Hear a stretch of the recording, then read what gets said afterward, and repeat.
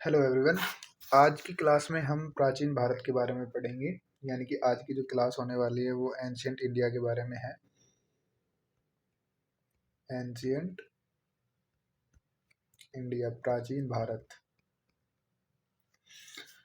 प्राचीन भारत को हम 3 भागों में डिवाइड करते हैं, जो कि हैं प्रागैतिहासिक काल, आद्य ऐतिहासिक काल और ऐतिहासिक काल। यानी कि प्री हिस्टोरिक पीरियड,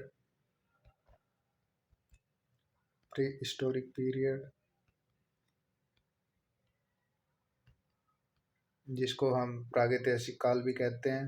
दूसरा है proto historic period,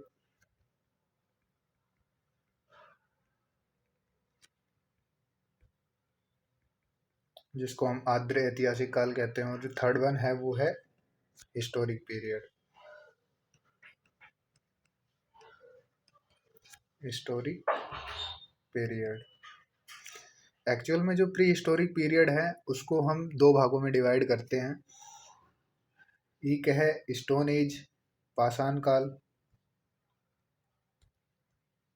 stone age, पाषाण काल। और जो दूसरा है वो metal as,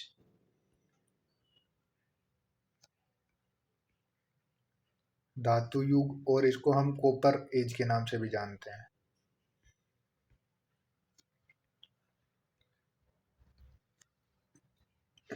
pre historic period के अंदर हम पैलियोलिथिक पीरियड, पुरापाषाण काल, फिर मेसोलिथिक पीरियड, मध्य पाषाण काल, और जो नियोलिथिक पीरियड है, नवपाषाण काल, ये सारी टॉपिक्स हम कवर करेंगे।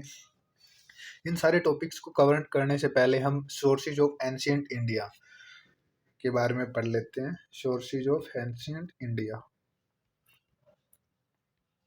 सोर्सेज ऑफ एंशियंट इंडिया, प्राचीन काल के स्रोत या प्राचीन भारत के स्रोत। तो सबसे पहले जो इसका टॉपिक है वो है origin of the name of our country.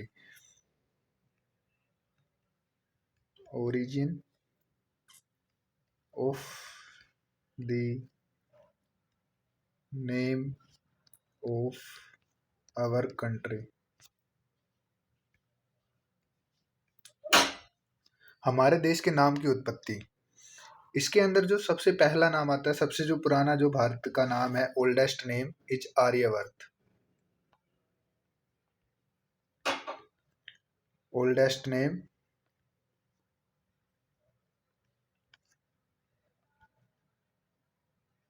Aryavart. क्यों भारत को आर्यवर्त क्यों कहा जाता है? क्योंकि 1500 ईसा पूर्व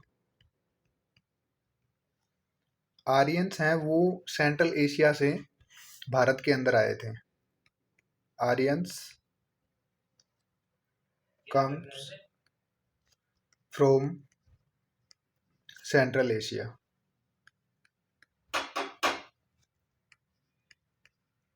क्लास में हूं।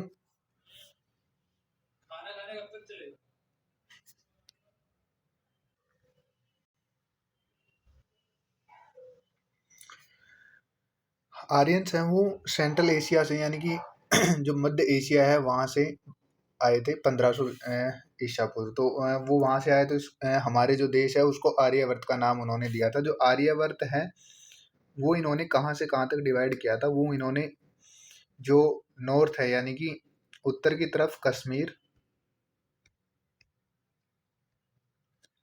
ईस्ट साइड इन्होंने जो वेस्टर्न गंगा का जो पार्ट है, वेस्टर्न गंगा रिवर, वहां तक इन्होंने काउंट किया। पश्चिम के अंदर इन्होंने अफगानिस्तान,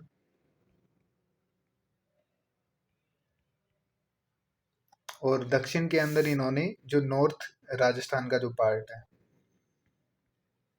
नॉर्थन राजस्थान।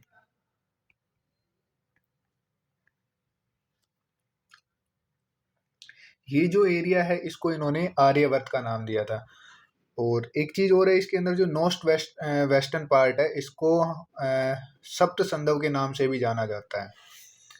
सेकंड जो नए नाम है वो है भारत। हमारे देश का नाम भारत क्यों है? तो इसके दो सोर्सेज है, दो दो मान्यताएं हैं, हिंदू धर्म के अनुसार और जैन धर्म के अनुसार। तो जो हिंदू धर्म है, तो जो हिंदू धर्म का जो महाकाव्य महाभारत है,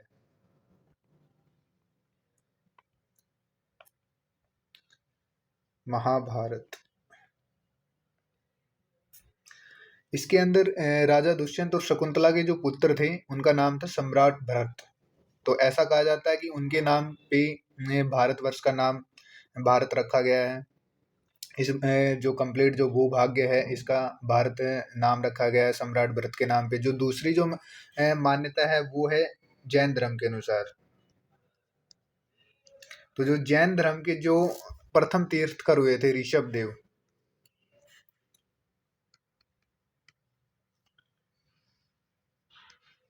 तो ऐसा कहा जाता है कि ऋषभ देव के दो पुत्र थे जिनमें से एक का नाम भरत था, दूसरे का नाम गोमेतेश्वर था। तो जो भरत था उसके नाम पे इस कंप्लीट भूभाग का नाम भारतवर्ष रखा गया है। तो हमारे देश का नाम भारत किस वजह से है, इसके हमारे को दो सोर्सेज मिलते हैं, एक है महाभारत काल से, दूसरा है जैन धर्म के अनुसार। तो ये क्वेश्चंस पूछा जाता है कि महाभारत काल में महाभारत काल से भारत का नाम किस राजा के नाम से लिया गया है और वो किसके पुत्र थे। तो दुष्यंत और शकुंतला के जो पुत्र थे उनका नाम भरत था और जिसके नाम पे भारत का नाम भारत रखा गया है। तीसरा पॉइंट है, जो भारत का नाम है वो है हिंदुस्तान।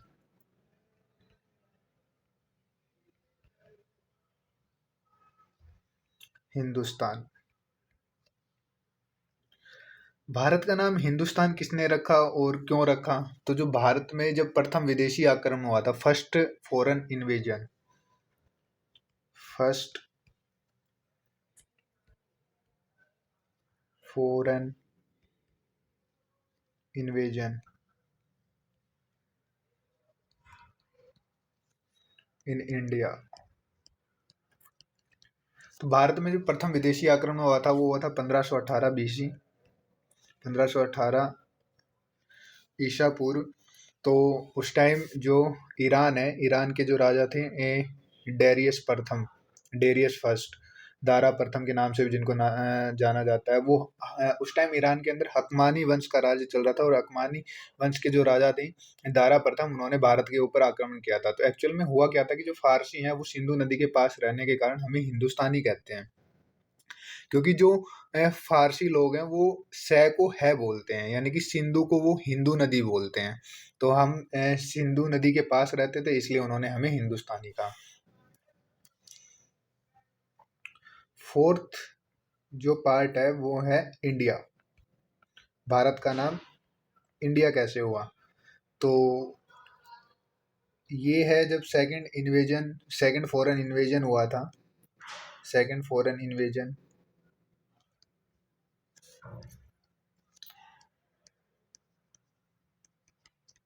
यूनानी लोगों ने किया था, ये ग्रीक्स। 326 ईसा पूर्व सिकंदर का भारत के ऊपर आक्रमण होता है, invasion of Alexander, invasion of Alexander, Sikandar का आक्रमण। तो जो यूनानी लोग हैं वो सिंधु नदी को इंडस रिवर कहते थे, जो हमारी जो सिंधु नदी है उसको इंडस रिवर कहते थे, और हम लोग सिंधु रिवर से सिंधु नदी, इसको जो यूनानी है वो कहते थे इंडस रिवर।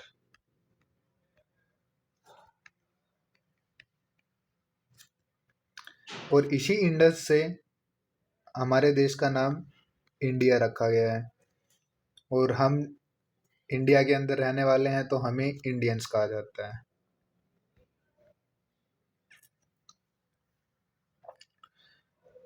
पांचवा जो हमारे देश का नाम है वो है जम्बू द्वीप।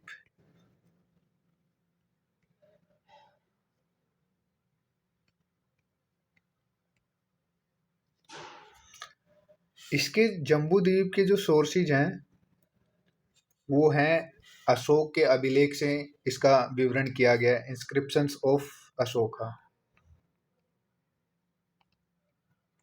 Inscriptions of Ashoka.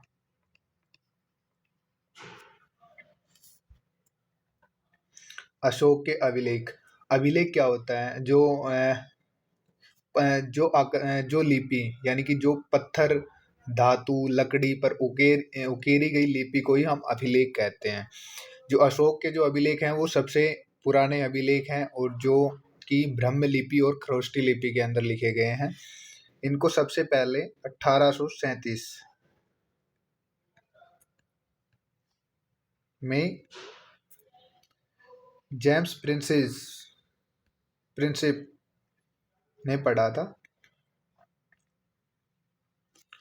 और उन्होंने बताया था कि भारत का जो भूभाग है उसको अशोक ने जम्बूद्वीप का नाम दे रखा था। यानी कि वो जो कंप्लीट जो भूभाग है हमारा यहाँ कटक नदी से लेके और यहाँ कटक नदी तक उत्तर से जो दक्षिण तक जितना भी जो भूभाग था उसको उन्होंने पूरे भूभाग को जम्बूद्वीप कहा था। 6th जो नेम है वो है येंतु। इसके सोर्सेज जो चीनी यात्री भारत आए थे उन्होंने चाइना के अंदर जो बुक्स वगैरह जो लिखी थी तो उन्होंने भारतीय भूभाग का नाम यिंतु यूज किया था। 7th सपेरों का देश। सपेरों का देश हमें अंग्रेजों ने कहा था, ब्रिटिशर्स ने। और जो 8th है वो है सोने की चिड़िया। सोने की चिड़िया। सोने की चिड़िया जब अरब जो आक्रमणकारी थे उन्होंने जब भारत के ऊपर आक्रमण किया अरबों ने, तो उन्होंने भारत के अंदर जो रहन सहन है, जो जीवन की जो खुशहाली है, वो सारी चीजें देखी तो उन्होंने भारत को सोने की चिड़िया कहा था। और एक है 9th लैंड ऑफ बुद्ध।